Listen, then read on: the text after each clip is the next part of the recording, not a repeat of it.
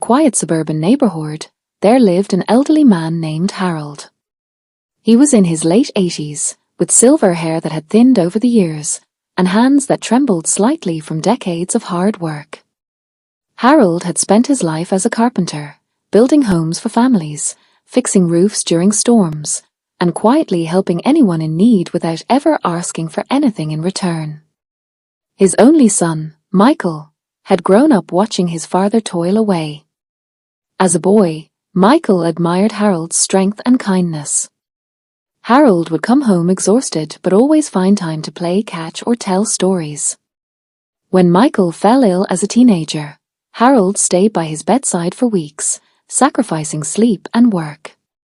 Later, when Michael went to college, Harold took extra jobs to pay the tuition, never mentioning the strain it put on him. Years passed. Michael built a successful career in the city, married, and had 2 children of his own. Life became busy: meetings, travel, school events. Visits to Harold grew rarer, phone calls shorter. Harold retired alone in the old family home, tending to his small garden and watching the world go by from his porch. One crisp autumn day, Harold sat in his favorite rocking chair, gazing at the falling leaves. Memories flooded his mind: the laughter with his son, the sacrifices he'd made, the dreams he'd quietly set aside for Michael's future. But beneath the warmth of those recollections lingered a quiet ache. Did he ever notice? Harold whispered to himself. All those years, oh, did any of it matter? He thought of the times he'd gone without new clothes so Michael could have the best tools for school projects. The nights he'd worked late to afford family vacations. The way he'd encouraged Michael's dreams while his own faded into the background. Gratitude, Harold realized, had always been unspoken in their family.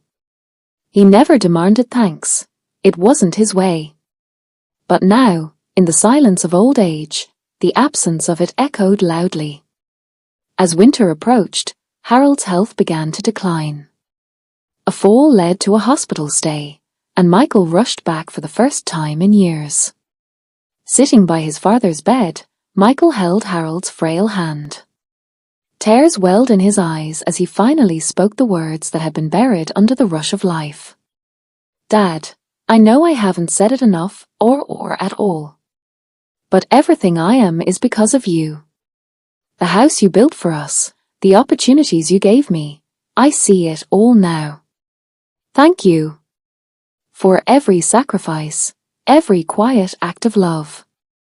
I'm sorry it took so long for me to say it.